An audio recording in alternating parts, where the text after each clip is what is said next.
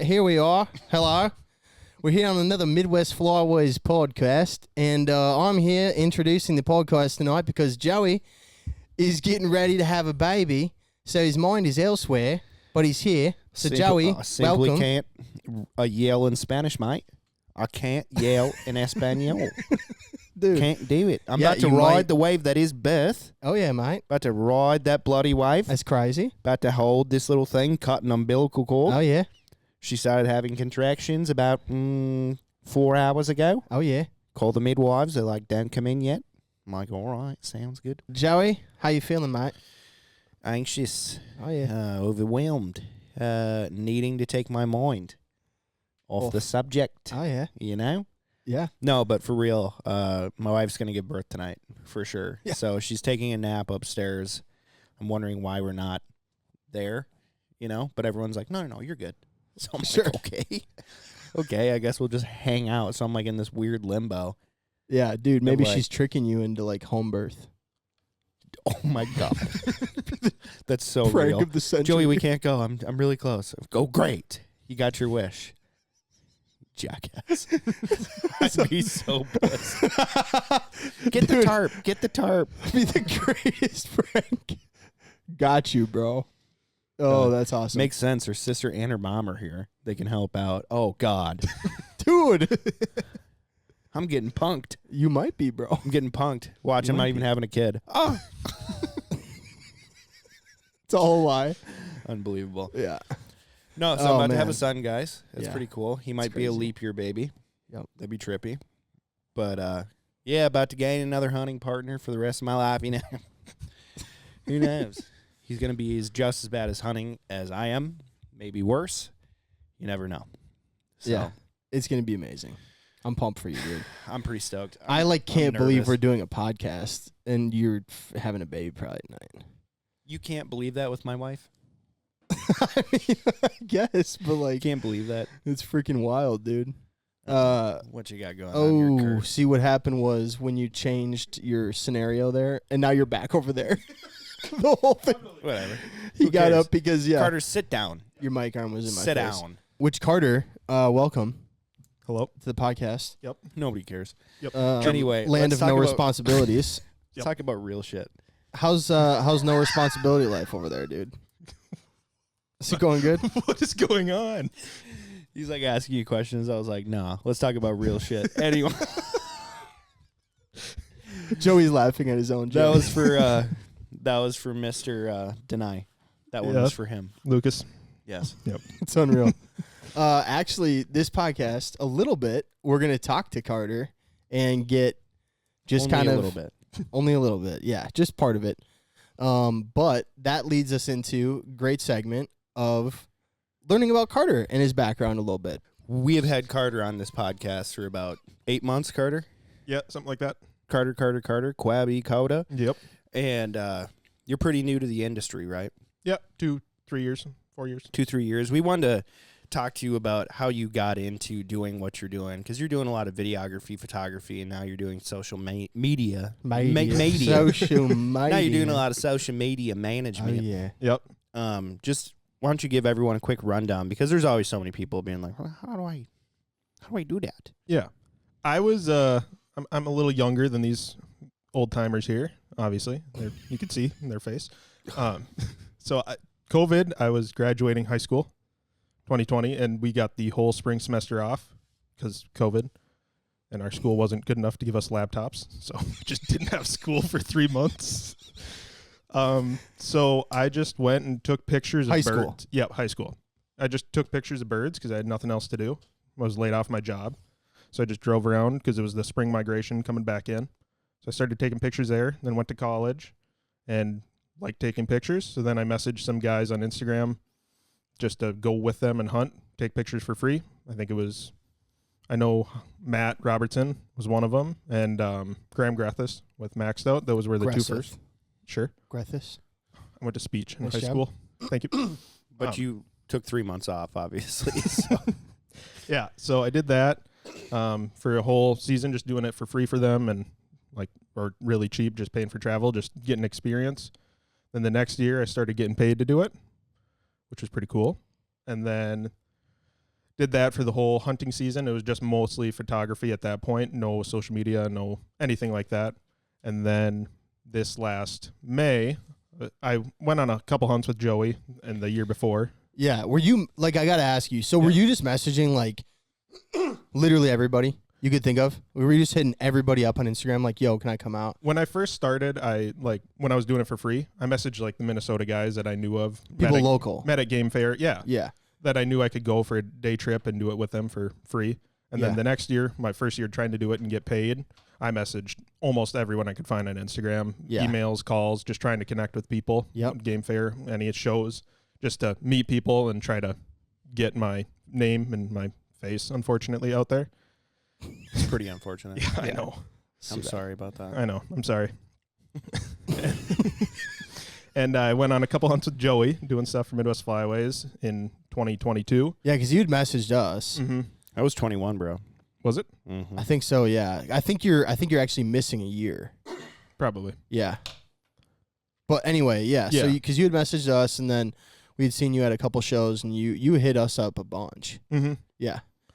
Because I knew of Joey and Rob, like, from Lauren and my dad. Like, I knew you guys, like, actually, not just online. And then I've met you guys at Game Fair a few times. Yep. Then went on a few hunts, and then that May, you guys had an opening for a producer job that you kindly messaged me about or called me. Yeah. And this was my first time doing anything like that, but, I mean, you don't learn if you don't do it. $20 is $20. Yep, exactly. That's right. Yeah, it's pretty crazy because, I mean, you hit us up a bunch. Mm-hmm. And honestly, man, like, we only had you, I think we only had Carter out before you started working for us on the podcast. I think we only had you come out with us twice that season. Twice. Once in Wisconsin and once in western Minnesota. But, I mean, Carter would text me, and he would just say, hey, man, just checking in, seeing how you're doing. You know, if you guys need anything, let me know. I'd love to work with you guys. I appreciated that. You know, like, I just appreciated that you were on top of it, and you kept coming back and trying. Like, I think that a lot of guys get discouraged, you know, because if they try at first and it doesn't work out right away, they kind of think that's like a closed door. Yeah, Carter's more of like a Thomas the Train. I'm going to need an explanation. Well, the body type, okay. And then also you try, right, and you achieve. Yeah, you know, I think I can, and then you're at the top of the hill, pulling a bunch of coal behind you. You're Thomas the Train. Thanks. Or TT. Yep. Yeah, I totally agree with you, 100%. Persistence, man. Yeah, I just think.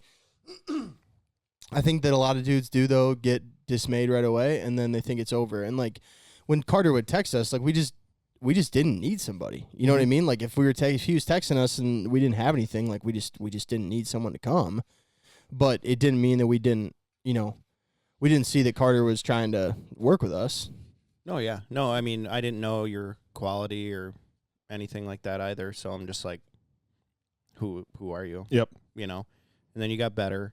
And then you kept messaging us, and then Connor got busier doing his own stuff, and then it's like, dude, we gotta pay freelancers to come and help us and come film some hunts, and you're fun to be around sometimes, and yeah, you're pretty easy-going, so it's just nice. And if I ask you to do something, you do it. Mm-hmm. You're not too good for anything, which is nice. Yep. So yeah, it was good.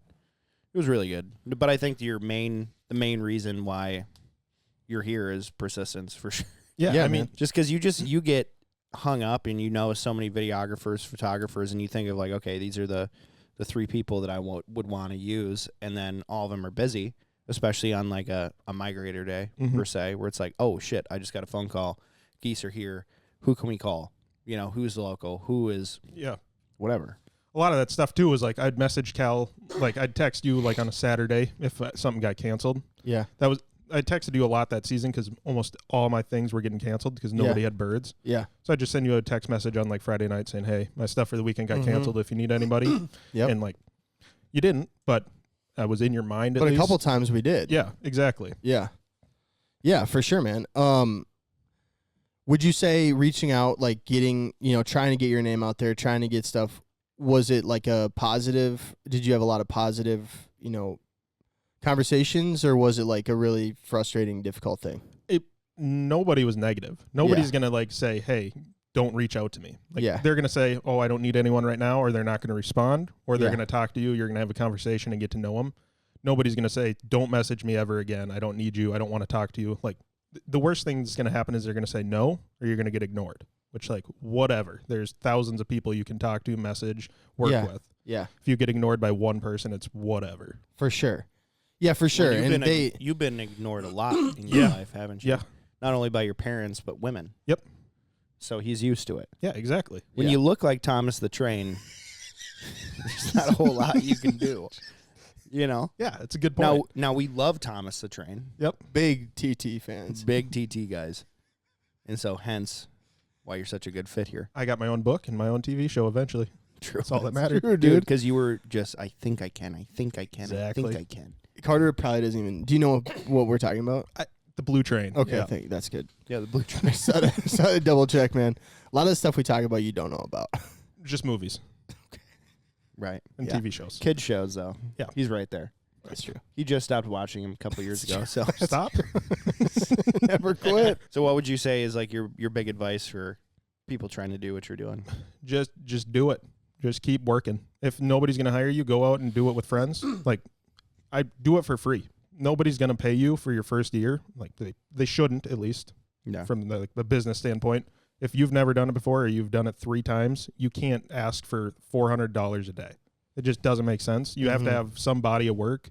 You can get that with going for free with outfitters, or even going with your friends. Like, your friend group goes out and hunt. Like, that's how you're into hunting. Go and film instead of shoot. Yeah. Like, that's all you need to do. You just need to get some body of work so you can show people you can work. Yep. And then from there, you can start charging people once your quality goes up, and once you have more work to show that you know what you're doing and can give them what they want.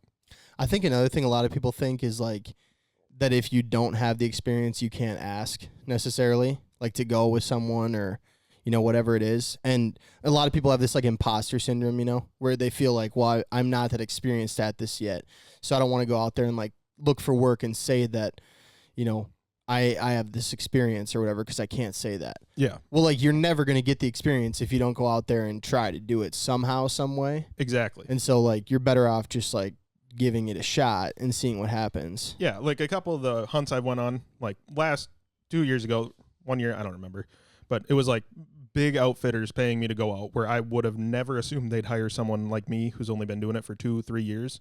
Yeah. But I just messaged them, talked to them, got to know them, and they right hired timing. me. Yeah. Yep, timing worked out. Yeah. That's half of it too, man. It's just literally just like timing. Yep.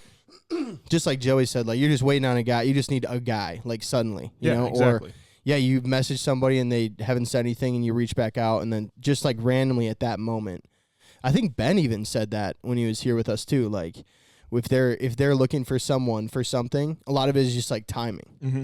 You know what I mean? And it's just, like, lining up. What do you need right now? Over the off season, I would try to book clients to go out and take pictures and film. And if I didn't book with them, I still had a list of people I'd contact if I had an opening or had a cancellation. Like that weekend, I just sent them a message saying, hey, I got a cancellation. My weekend's free. Do you need anything? Yeah. And I'd give them a discounted rate if that's what I had to do, just something to get out there and do it and get some money for it, or just get out there and have the experience. Yep. Yeah. What's the biggest thing that you've learned about yourself, like, in the last, like, 4 years of doing this?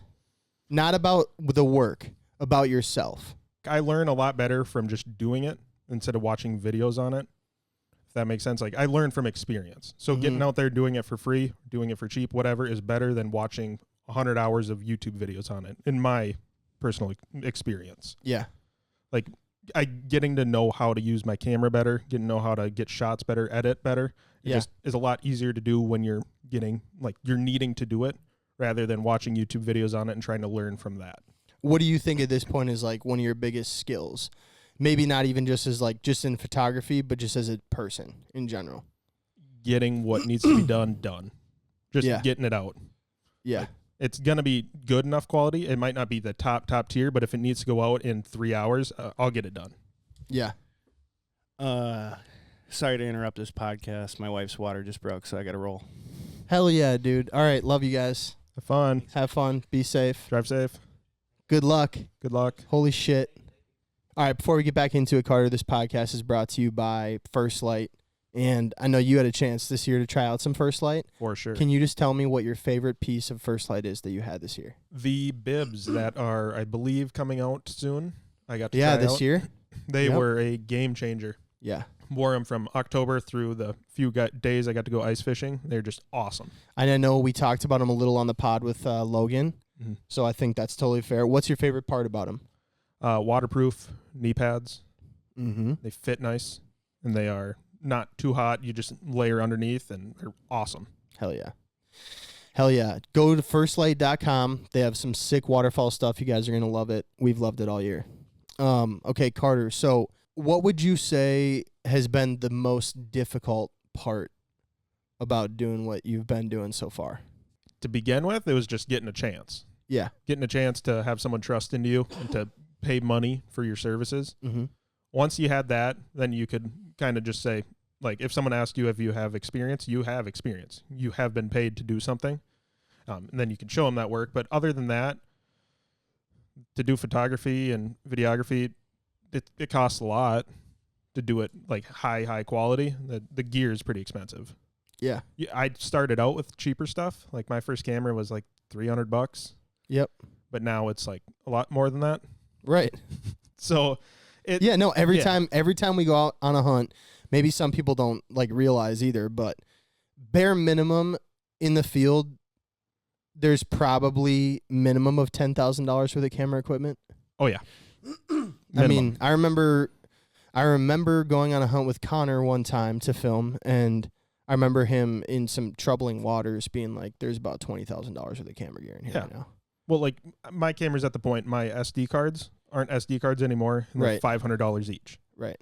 So just two cards that are in my camera are $1,000. Yeah. So it's a heavy investment, which you don't need to do.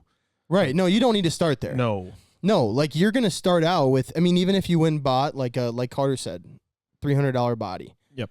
And if you can get the right lens and just kind of figure a few things out, you can go out there and do it.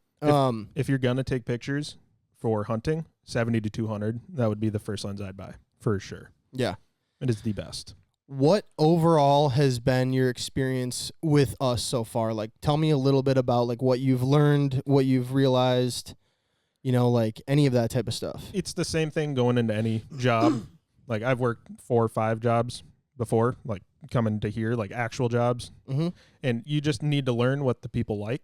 You need to learn their tastes. Like you and Joey have different tastes than me. You guys have different tastes in each other. Mm-hmm. So the first couple months, it was just kind of working out what you liked, what you didn't like. And then once we got into a groove of it, it's gone pretty smoothly, I think. Yeah. And for sure. Yeah. We've been able to do a lot better stuff and continuing to grow. It's pretty sweet. Yeah. What's one thing you've learned about like the social media, just like the way running a channel works, like what it takes, like what goes into it, the ins and outs of the analytics? Like tell me a little about what you've just general takeaways and stuff from that. Yeah, there's a lot that goes into it. Like each week I send stuff to Cal to get approval, to get everything like scheduled out. Like we talk and figure out what's going out this week. That alone to put together first takes me a few hours. So that's a few hour investment before scheduling stuff, before posting stuff, anything like that. So a lot of work goes into it. And a lot of people try to do it and just either don't do it well enough or don't realize how much it takes until they actually do it. Yeah. And that's, I think, what gives someone more success or not is just how much time they're willing to put in. Like if I have to put in 15 hours of work to get something done and I'm going to get paid for 3 hours, I'll do it if it means I'll keep the job and keep everything going smoothly. Yeah. Well, it's an interesting thing because like I mean a lot of people ask us like, you know, a lot of people try to start a channel, and I am like openly encouraging everybody and anybody who wants to help people duck and goose hunt or hunt anything in general. Like I'm all for that. I want that. And there's a lot of people out there who are insane personalities and like super cool and very knowledgeable people that could have a great channel. Mm-hmm. But yeah, there's just absolutely like, and this is something that took Joey and I like so long to figure out too. You know, you go through like, you figure out like what it takes that you have to put into it, you know? Like what do you have to do? How do you have to create a schedule of content? And like having you has been instrumental in our ability to like project and plan and like work on new segments and work through pieces of it. And I just think a lot of people don't necessarily see like all the stuff that goes into, you know, our operation of things. And beyond us, we're tiny. I mean, if you think about like what goes into some of the operations of guys like, I mean, Born and Raised or Hushin or Meat Eater. I mean, yeah, Meat Eater. Yeah. I mean, it's like, it is truly remarkable. It is unbelievable, you know? Like when you think about how much you see Barstool Sports, right? The amount of content they create and pump out and like what they do, it's just, that's insane. Yeah. And that is what like Meat Eater, you know, like that is the trajectory that they're on. Yep. And that is like, it's not just a small little thing in the basement anymore. No, it's dude. like massive. It's massive. Yeah. And that's crazy, right? Like that's the goal. And I think a lot of people do start out like they want to make cool videos, and that is awesome. Mm-hmm. That is so cool. But man, it's going to take a lot of them. Yep. It is going to take a lot of them, man. But yeah, it's incredible. What have you learned about like the industry? Like, what is it, you know, do you feel like you grasped like what an ambassador was and like how they worked with the company, do you think, before working with us? A little bit. There's a lot more nuances to it once you like are actually in the industry kind of and like knowing what's going on. Yeah. Rather than looking from the outside saying, "Oh, that guy's wearing that gear." When you get into it, you're like, "Oh, he's probably getting paid to wear that gear, or he's doing this, he's sponsored by that." Like knowing more about that, it's pretty interesting. There's a lot more than you just see on the surface level. Yeah, and a lot more that those ambassadors do. Yeah. And like plan out and work on launches and all that stuff. And the content they have to submit. And research and development of products and like what goes into that. Yeah, there's a lot. Yeah, and there is like obviously a different level between like, you know, a pro staff and like, you know, someone who's working kind of hand in hand with the company to develop things. But yeah, that's kind of a crazy nuance to it a little bit. Who's the most interesting person you've met so far working with us? Interesting person. Yeah. Or just like someone that you just like, yeah, who's one of your favorite guests, or just like interesting ass people. Oh, there's a lot of them. Yeah, for sure. Derek is pretty cool. Derek Helms. Yeah, Derek Helms. I like Derek. Yep. I kind of want to look at a list of the guests we've had to try to jog my memory. Robert Spalding. Yep. Who you didn't meet in person, though. No, I didn't get to meet in person. Ron Hendrickson, the goose guy. Yeah, he was interesting.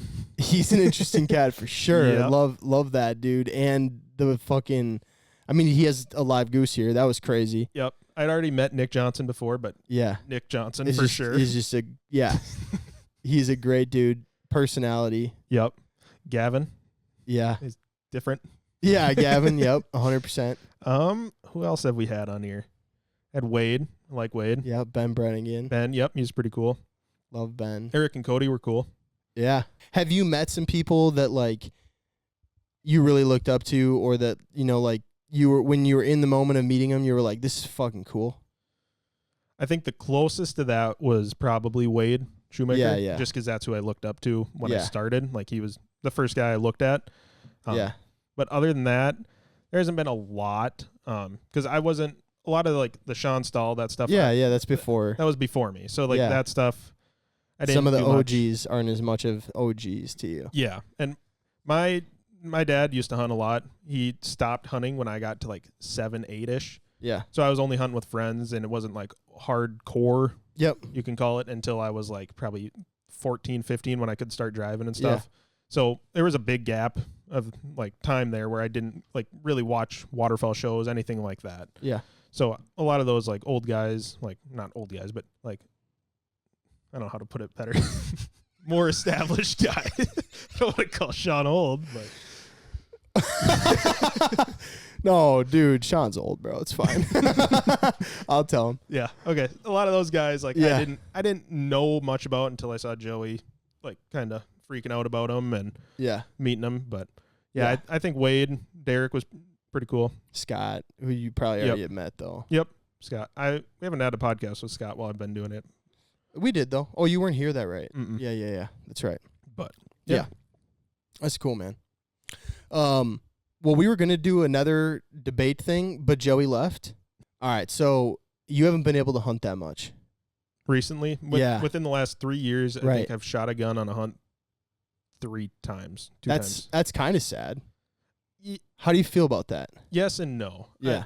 The first few years when I was like starting to do it, I didn't care one bit to shoot a gun. This last year, I was a little bit more like, it'd be fun to go out and hunt. Like not even like when we're in Idaho, Canada. Like I don't really care there because I'm doing my job. But like hunting more with friends is kind of what I have been wanting to do. Because when I was starting to like start out, when I hunted with friends, I was taking pictures to get content for myself. So I didn't get to like actually hunt on most of those hunts other than one. Yeah. So within the next 3-4 years, I'd like to start shooting a little more, just hunting with friends even. Yeah. But when I'm starting out, I mean, you gotta work. You gotta get stuff done. Yeah. If you can take pictures and that's what you're trying to do, then that's what you're trying to do. I know eventually if I keep doing this, then I'll be able to take pictures and hunt and have it be my job. Yeah. So that'll be pretty cool. That will be pretty cool. Takes a little bit to get there. Dude, we'll have to get a hunt this year. We'll have to get another person to video and you hunt. Yeah. Oh yeah. We're putting you on camera, dude. 100%. Well, after I beat Joey in the trap shooting, I don't know if he'll want to. Oh, he'll still want to. Yeah. For sure. Cause then he'll go into like the whole thing about, well, it's different with birds. Yep. So he'll need to see you do it with birds too. Yep. Yeah. And honestly, that might be a worse spot for you to be in. For sure. Because you haven't shot a gun at birds very much the last 3 years. I will say. The 3 times I've shot, 3 shell shot, 3 birds killed. I don't know that. One was in Wisconsin with Joey. Behind my blind, 1 shot, bought my license. Yep. I'll ask Joey. You should. Okay. That's pretty sweet. Other than that, I mean, one was on a duck hunt. I shot once, but other than that, I'm a pretty good shot. Yeah, you're in trouble. Yeah. Big time. Yep. You're in trouble. I'm not as worried for you on the sporting clays. Mm-hmm. You're probably like I still do think you're probably gonna lose. I don't, but yeah. And then even if you don't though, then the problem is, like I said, we are gonna get another videographer, then take you out hunting. Mm-hmm. And then if you don't do well that day, then it's over. It's going to be tougher because I'm not used to watching birds come in and shoot. It's a lot different. I know. So I know, dude. I know. You're nervous about it. And my first shot I'm going to miss, and then Joey's just not going to stop talking about it. No, yeah, he won't. I know. Yeah, even if you shoot your limit 3 bang, bang, bang after that. Yep. Mm-hmm. He'll still. Yeah, I'm fully aware. Oh, yeah. That's what I mean. So that's where, like, it's a lose-lose for you. Yep. Either way. For sure. Is. But there was no way it could be a win-win either. No. So if that makes you feel better about it. Yeah, for sure. So it's like, yeah, you're kind of fucked. I just can't miss. That's it. Yeah, can't win, you mean? No, I'm just not going to miss. Oh, yeah, you can't miss. No, I can't miss one shot. No, yeah, if we get into a live hunting situation and birds come in and you're shooting on camera, you can't miss. No, I know. Yeah, if you miss, dude, Joey's going to, you're going to never live that down. Nope. So that's my advice to you. Don't miss. Yep. But that's what's going to happen. Yep. For sure. And I'm glad you said it because now I'm going to make sure it's on like a sick location or something. Yep. And we'll be somewhere super dope. And it'll be like greenheads, like right in your grill. Mm-hmm. And then you're going to miss one. I'm going to miss all 3 shots. Yeah. The first, on camera. Volley. Yep. Yep. And then it's over, dude. Yep. Yeah. I'm fully aware. Yeah. Where would be, if you could go like next year, if you could hunt one place, where would you want to hunt? I'd like to eventually hunt down in the timber. Like I went with Straight Lake, and that place was just insane. Yeah. So I'd like to hunt once down there, but other than that, I just want to do more field duck hunts. They're just so fun. Yeah. Just so casual. Have you hunted the timber or just video or just photos? Photo and video. I haven't hunted. Wow. It was sweet. That must have been hard actually. No. It was just it was probably so cool, but like how many days did you do that for? 2 days. They had their 8-man limit by 7:30. Wow. On day 2, I would have been chomping at the bit. No. I would have been like, oh my gosh, are you kidding me? Because that place is insane. It's dumb. It's dumb. Insane. Yeah. It's pretty sweet. But what's the coolest place that you've been to take pictures? Either there or to work, I guess, in the industry. Either there or Idaho. Idaho was awesome. Yeah. Canada, if Canada looked cooler, I would have said Canada because we killed so many birds all the times I went up there. Yeah. But, yeah, probably Idaho or Arkansas. There's something North Dakota roughing it about Canada. Yeah, it's just North Dakota. Yeah. That's all it is. Yeah, for And sure. Saskatchewan especially. Yeah. Manitoba was a little different, but not much. Yeah. Where would be your bucket list outside of the timber? Honestly, just... I mean, bucket list. Yeah. Really, field hunting. That's all. I like field hunting. It's so fun. You can go anywhere. I know. All right, you want to be in a Minnesota field? Maybe not Minnesota, South Dakota. Mallards. South Dakota mallard field? Yeah. Okay. Dude, I get it. In layouts, not A-frames. Yeah. For yeah, sure. dude, you haven't voiced your opinion that much about this. Tell me why you hate A-frames so much. They suck. Why? Your cover sucks. They see you right above you. Yeah. And for filming, it's way worse, in my opinion, than layouts. Really? I've actually heard the opposite. I know. But for layouts, if you got a long lens, you can just rest it right on the lip. Yeah. So it's so stable. It's perfect. I've got the layout filming down to a T. What layout do you use? The big ass tangle free one. I bought it. It's awesome. I don't remember what it's called, but you can curl up in a ball in there and sleep. It's perfect. Damn. It's that pretty sounds sweet. comfy. Yeah, it's awesome. It's the XL layout 3.0 or whatever. I don't know. It was like $400. It was dumb. First, they're all $400 now. It's their biggest one. Yeah. That's what I bought. And I mean, it's great for camera gear. You can just have it all next to you, and you have a lot of room to move around and follow the birds. So I like filming out of layouts, but A-frames just I haven't had good luck with them other than Canada. This podcast is also brought to you by SoundGear. And Carter, have you noticed that you're able to hear birds better as a camera guy with SoundGear in? For sure. And also, SoundGear is the biggest thing I'd say for camera guys to get when you can afford getting the SoundGear like Phantoms. Yeah. Because you don't shake when people shoot. That is the biggest thing I noticed. Like, you're filming and people shoot and you don't have ear protection, you shake. Yeah. There's a gunshot in your ear. Yeah. With the SoundGear, nothing. It's awesome. That was the biggest thing I noticed from buying them. Yeah, that's true, man. 100%. It is insane how much they help. You can use our discount code MWF125, or actually scratch that. It still works, but Flyways. Yep. That's $125 off pair of instant fits.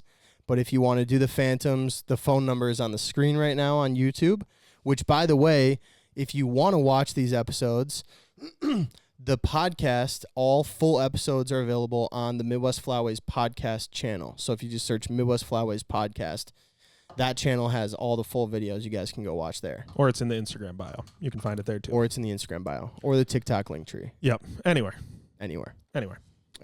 Or message Joey and ask for it. I'm sure exactly. I'm sure he'd love to send you a link. What would be the one lens you would buy? Like if I'm starting Yeah, out, you can only have one lens. 70 to 200. 2.8. Really? 2.8. Isn't that make it pretty tough though for like getting video of guys in the blind and stuff? In the blinds, yeah. Yeah. But if you're filming a YouTube video, you might want something like a 24 to 120 or whatever your camera offers. But for starting out pictures, 70 to 200 for sure, any day of the week. That's what I have on when I'm taking pictures 95% of the time now. To be honest, too, you could probably, no matter what, camera you're shooting on, a 50 millimeter lens, like pretty cheap typically. Yep. So you could probably buy a 7200 and then just cheap out and get like a 1.8 50 mil. Yep, 50 or 35. That'd probably be enough for the blind. Yeah, for sure. Yeah. Yeah. You could probably make that work. Yeah, I have now a 17 to 24, 24 to 70, 70 to 200, and a 150 to 600. I think are all of them. Yeah. And that just covers everything. And I have a 24 to 122, but I don't use that very often. But once you know you're going to do it, investing in the gear rather than buying stuff, like all the money I made for the first 2-3 years just went into gear. Constantly went into gear so I could buy better stuff and get the range of lenses I need for filming close, far, whatever I need. That's what I did with my money from making it.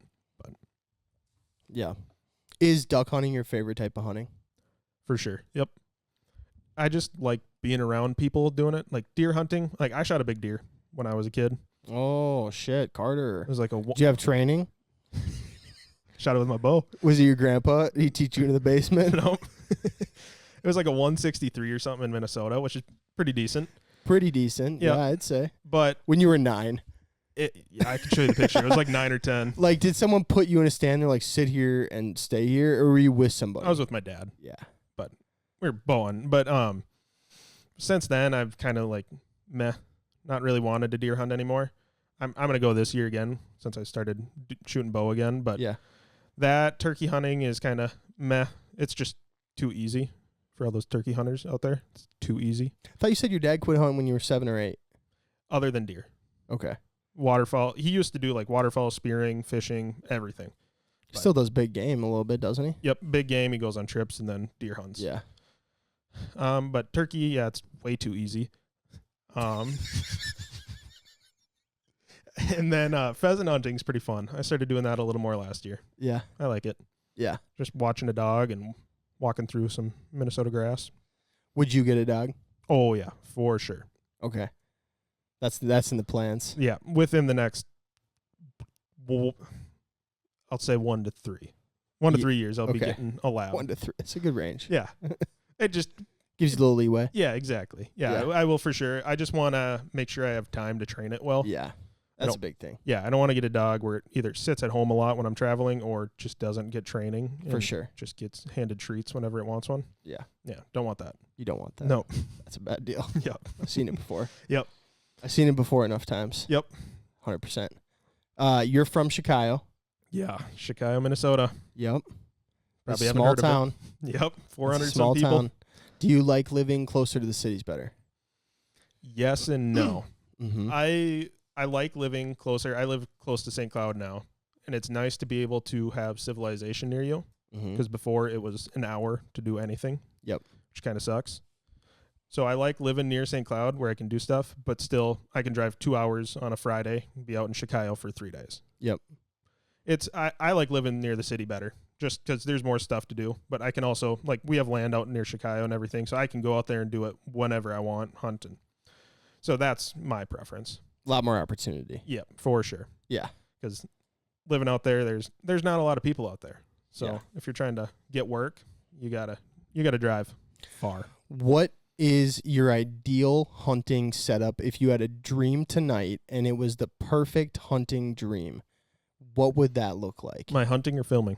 You're hunting. It would be a Sunday in November, sunny, 27 degrees, 10 to 15 mile per hour winds. Okay. In a dry field in western Minnesota. Corn. Layouts. Yep. Corn Yep. stubble. Yep. Hunting. Hunting mallards. Mallards. Yep. No goose decoys, no nothing, just mallards. Just mallard decoys. Yep. Just mallards. Just spinners. Yeah. Just spinners. Yep, just spinners. Spinners. That's all you need. Yeah, dude. Yeah. I love that, man. Just dry field hunting. Have you gone out and done a lot of dry field hunting? Like killing a lot of mallards? Yeah, I mean, like, I've had great field hunts, if that's what you mean. Have Have you- I, like, week after week after week just beat the shit out of mallards in a dry cornfield? No. Have you had it where they are like landing on you? Yeah. Yeah, that's what I like. Yeah. It's so fun. It's 200 cool. mallards, you watch tornado right into your face. That's cool. It's awesome. Yeah, it's pretty cool. I could watch that every day. I could too, man. I'm not saying I couldn't either. Yeah. And then Yeah. no mud. I like that. No waders for sure. Yeah. Yeah. Snow. A little snow is fun. A little snow is fine. As long as you can still drive out in the field. Because walking out in those cornfields aren't fun. Especially because more than half of them are chisel plowed out there. For sure. That sucks. Like one day after they pull them. No, at the same time. You Yeah, see the exactly. chisel plow Guy coming following them. behind. Yep. Yeah, chisel plow. Yep. If they could chisel plow them before they harvest them, they would. For sure would. Yeah. 100%. Yeah. True that. All right, now give me your dream setup if you're taking videos and photos. Canada. Just in general. Just doesn't matter. It's just so good. It's so It's- cool that it's just like whatever. I went up there for a total of like 10 days this year. I think we killed nearly 1,000 birds total. Mm-hmm. I It's mean, insane. it's just dumb. You get so many opportunities to take pictures, video. Like if you mess up on one flock, that's fine. There's 30 more coming. Yeah, That's the best thing you can do. for sure. Yeah, it's awesome. And the people up there are awesome. Yeah, They're so nice. for sure. True that. Yep. So, one thing that I know about you is that you don't always love travel. Yep. And it's something that is very much a part of what you've been doing. Yep. What have you learned about that, and like how have you learned more to deal with it? Because I have noticed like recently it seems like you've been more comfortable a little bit. I know some of it is just going and doing it and just being in so many different experiences that you kind of get comfortable with yourself. Mm-hmm. But like tell me a little about that. It's a necessary evil for what I do. Yeah. So I have to do it. Like there's no way around it other than getting a different job. Mm-hmm. So I've kind of accepted that.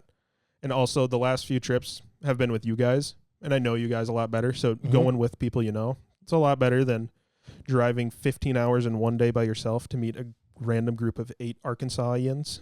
That's a little, it's a little like more intimidating. Yeah, they could kill you easily. That's in the back of my mind for sure. Straight panic. And if you guys kill me, that's fine. They'll know it was us. Yeah, exactly. Yeah. Not that anyone would care, but they'll know it was you. No, people would care. They'd wonder if life insurance policies and all that type of stuff. Yep. So. Just who gets what. Shut up. Yeah, it is definitely a part of what we do. Yep. It is inevitable.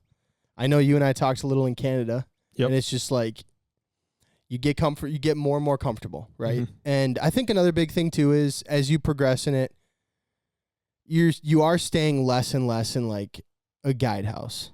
Yeah. You know, or like just getting thrown into random situations. Like that is one thing that when you first start, like you do have to just do whatever. Yep. And you are going to be uncomfortable and it's going to be awkward and you're going to be in positions where you don't necessarily know the people there. You don't know how things are going to go. And you can tell when people have done that enough and they've become comfortable enough with themselves that they just are fine with any situation. Mm-hmm. And when people are very much so like a little bit more uncomfortable. But you're not doing yourself any benefit by making yourself more uncomfortable. Exactly. You have to go.